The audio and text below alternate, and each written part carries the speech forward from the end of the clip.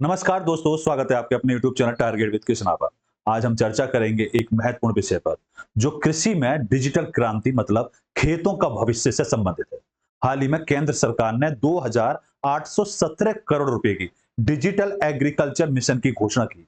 यह मिशन कैसे कृषि क्षेत्र में बदलाव ला रहा है, हम इस पर विस्तार से चर्चा करेंगे। आइए शुरुआत करते हैं। डिजिटल एग्रीकल्चर मिशन की अगर हम बात करते हैं तो बात आती है कि हाल ही में सरकार ने जो 2817 करोड़ रुपए की लागत से डिजिटल एग्रीकल्चर मिशन की शुरुआत की है, इसका उद्देश्य क्या है? इसके उद्देश्य की बात करें तो कृषि क्षेत्र में डिजिटल पब्लिक इंफ्रास्ट्रक्चर का निर्माण करना इसका मेन उद्देश्य रखा गया है। इस मिशन के तहत किसानों की भूमि, फसल और उपजाऊ की जानकारी को एकत्रित करके एक सशक्त और एकीकृत डिजिटल प्लेटफॉर्म पर लाना है। इस योजना का उद्देश्य किसानों की उत्पादकता को बढ़ाने के साथ साथ कृषि क्षेत्र को अधिक संगठित और वैज्ञानिक आधार पर ले जाना है।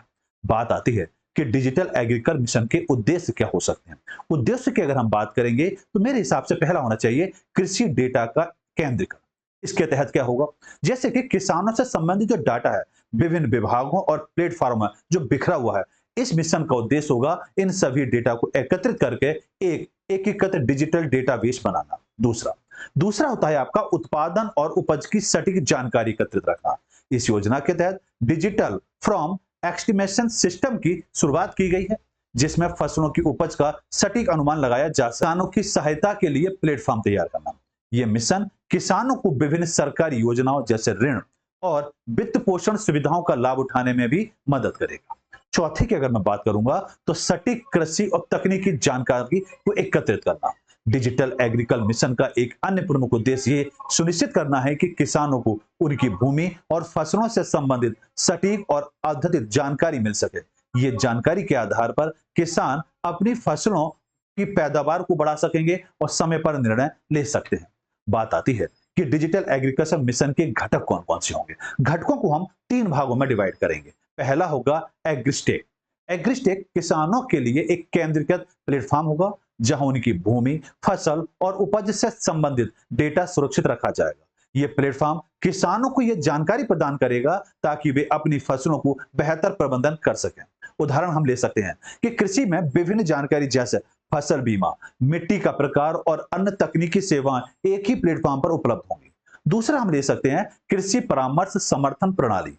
यह सिस्टम किसानों को उनके खेत की स्थिति के बारे में जानकारी देगा, जैसे कि मौसम की जानकारी, मिट्टी की स्थिति और फसल की सिफारिशें। यह सिस्टम यह सुनिश्चित करेगा कि किसानों को हर समय सबसे बेहतर सलाह मिल सके। हम इसमें उदाहरण ले सकते हैं कि किसानों को उनके खेत की मिट्टी की स्थिति के आधार पर यह जानकारी होगी कि कौन सी फसल उनके लिए सबसे उपयुक्त होगी। किसानों को उनकी भूमि की विशेषताओं के अनुसार सही खेती की दिशा में निर्णय लेने में मदद करेगा। दोस्तों, आगे अगर हम बात करते हैं तो बात आती है इसका प्रभाव क्या पड़ेगा, इसका क्रियान्वयन क्या होगा। तो इस मिशन के क्रियान्वयन के पहले चरण में 2023-24 में के दौरान 11 राज्यों में पायलट प्रोजेक्ट की शुरुआत की गई।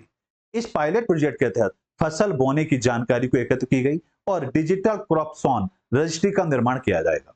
इस योजना का सबसे बड़ा फायदा यह होगा कि किसानों को उनकी फसलों का सही और सटीक डेटा मिलेगा, जिससे वे बेहतर निर्णय ले सकेंगे। दोस्तों, बात आती है कि किसान रजिस्ट्री और वित्तीय समावेश की अगर हम बात करें तो किसान रजिस्ट्री का निर्माण डिजिटल एग्रीकल्चर मिशन का एक प्रमुख घटक है। इस रजिस्ट्री में किसानों की भूमि, फसल और उपज की जानकारी दर्ज की जाएगी। इसका उद्देश्य है कि किसानों को सरकार की विभिन्न योजनाओं और वित्त पोषण सुविधाओं का लाभ आसानी से मिल सके। उदाहरण हम ले सकते हैं, एक इस रजिस्ट्री के माध्यम से किसानों को सरकारी ऋण, योजनाओं और फसल बीमा और सब्सिडी का लाभ सीधे उनके बैंक खातों में मिलेगा। दोस्तों, बात आती है कि कृषि में डेटा और तकनीकी का उपयोग की अगर हम बात करें तो इस मिशन के तहत कृषि डेटा और तकनीक का उपयोग बढ़ेगा। जैसे सटीक कृषि की अगर हम बात करें, सैटेलाइट इमेजरी और ड्रोन तकनीक का उपयोग करके फसलों की सटीक निगरानी की जाएगी। इससे किसानों की उनकी फसलों की स्थिति के बारे में वास्तविक समय में जानकारी मिल सकेगी। दूसरा है मिट्टी प्रोफाइलिंग। प्रत्येक खेत की मिट्टी का प्रोफाइल तैयार किया जाएगा, जिससे किसानों को सही फसल चुनने में मदद मिलेगी। यह उन्हें उनकी भूमि की गुणवत्ता और आवश्यक पोषण तत्वों के आधार पर सही निर्णय लेने में सक्षम बनाएगा। तीसरी बात आती है कृषि क्षेत्र में स्मार्ट उपकरणों का उपयोग। इस मिशन के तहत किसानों को स्मार्ट उपकरणों का उपयोग करने के लिए प्रोत्साहित किया जाएगा ताकि वे अपने खेतों की निगरानी और प्रबंध बेहतर तरीके से कर सकें।